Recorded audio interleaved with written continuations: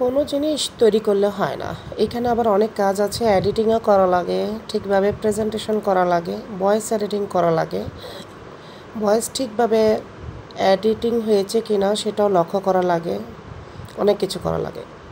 আমি এই ক্লে দিয়ে একটা কিরিং বানালাম। আমার নামের প্রথম অক্ষর হচ্ছে এন।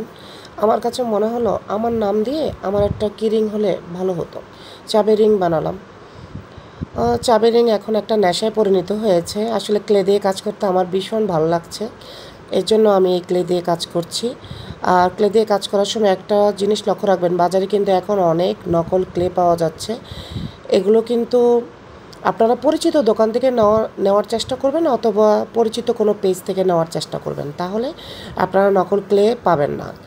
নকল ক্লে কিন্তু চেনার কোনো উপায় নেই, এখন বাজারে প্রচুর নকল ক্লে চলে আসছে।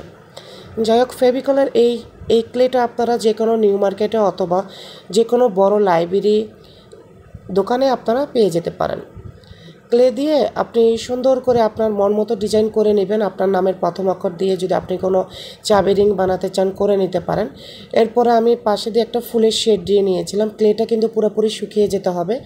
পুরোপুরি শুকিয়ে যাওয়ার পরে প্রাইমারি কোট হিসাবে ফার্স্টে একটা সাদা রং আমাদের ইউজ করতে হবে। আমি আগেও বলছি, আগের ভিডিওতেও বলেছি, এই ভিডিওতেও বলছি বারবার, যে কোনো একটা রং দেওয়ার পরে আপনি অন্যান্য রং যখন করবেন তখন খুব কালারফুল চলে আসবে। আমার আসলে মনে হয় খুব ঝামেলা আছে। হ্যাঁ, আমার আসলে এক্সপেরিমেন্ট করি আমি সব কিছুতে।